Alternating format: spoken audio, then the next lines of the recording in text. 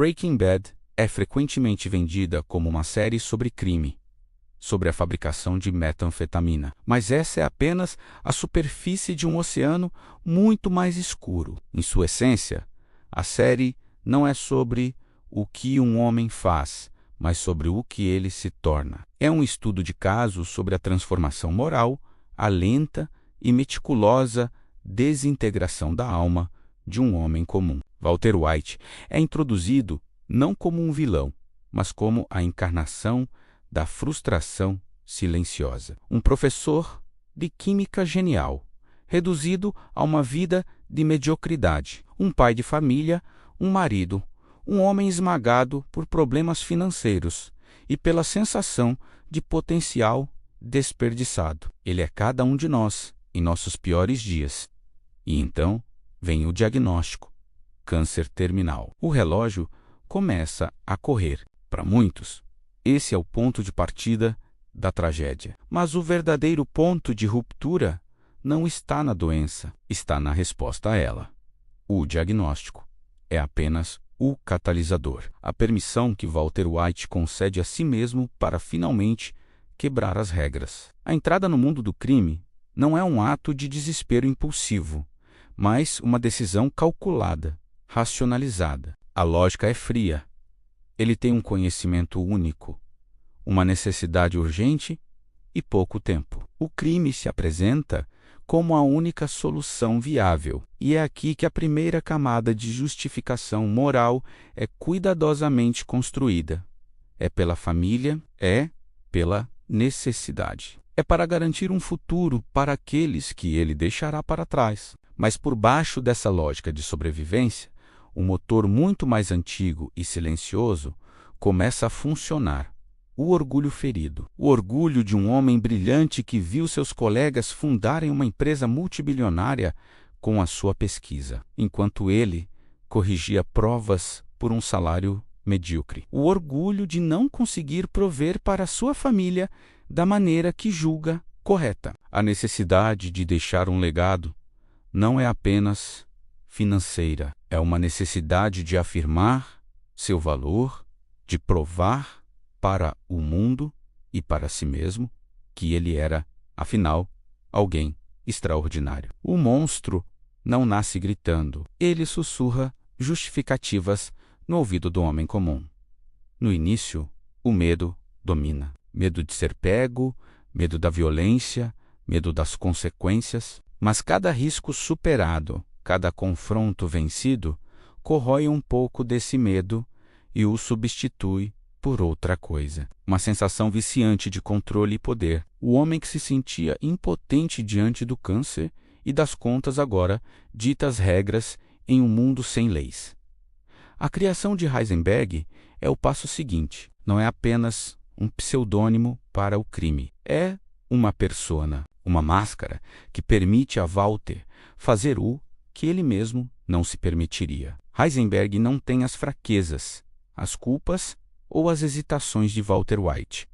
Ele é a libertação de toda a frustração acumulada. E com Heisenberg no comando, a erosão da empatia se acelera. A primeira morte é traumática, uma questão de autopreservação. As seguintes se tornam problemas a serem resolvidos, obstáculos a serem removidos. A culpa, antes um freio moral poderoso, se transforma em um incômodo a ser suprimido. A empatia se torna seletiva, reservada apenas para a imagem idealizada de sua família, mesmo que suas ações a estejam destruindo. Cada limite cruzado redefine o próximo.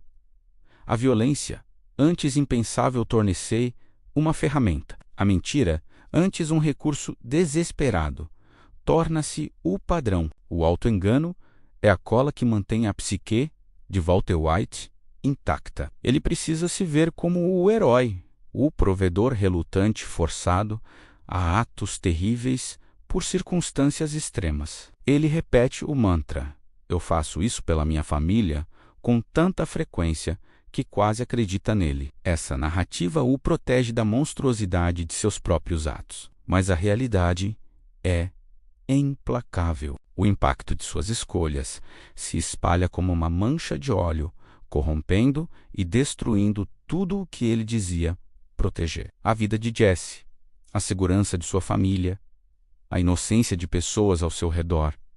Tudo é sacrificado no altar do seu ego. A linha que separa o bem do mal não é uma parede de concreto, mas uma linha desenhada na areia, suscetível ao vento e às marés da nossa vontade. Para Walter, essa linha não desaparece, ela se move. A cada decisão, a cada ato de violência, a cada mentira, ele arrasta essa linha consigo, normalizando o que antes era abominável. A violência se torna uma ferramenta legítima, a manipulação, uma estratégia válida. O homem que se assustava com a possibilidade de um confronto, agora planeja assassinatos com a frieza de um químico balanceando uma equação. A linha moral não some, ela se move. E quando olhamos para trás, a distância percorrida é assustadora. Chega um ponto na jornada em que a justificativa original,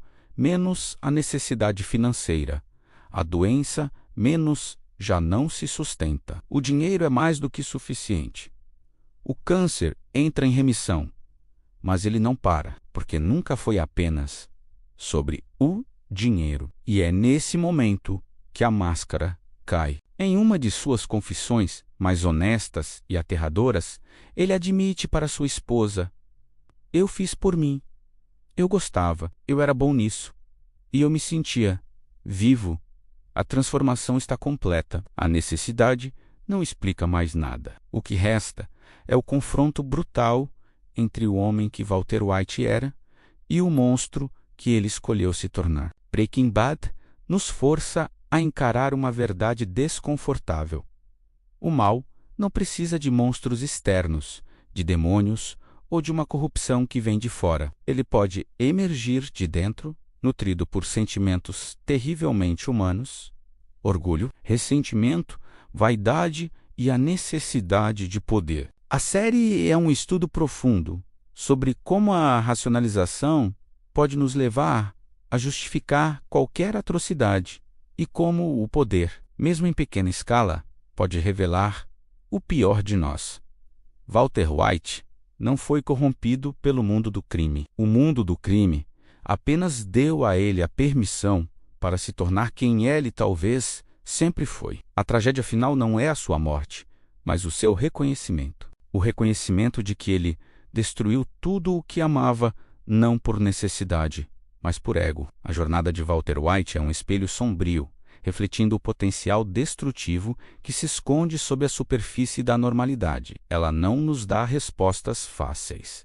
Apenas uma pergunta inquietante que ecoa muito depois que a tela escurece. Se as circunstâncias fossem as certas, se as justificativas fossem convincentes o suficiente, até onde nós iríamos antes de admitir que cruzamos o limite? E mais importante, nós sequer perceberíamos quando o cruzamos. Isso fez você pensar? Curta e se inscreva no canal Noir Analítico. Até a próxima!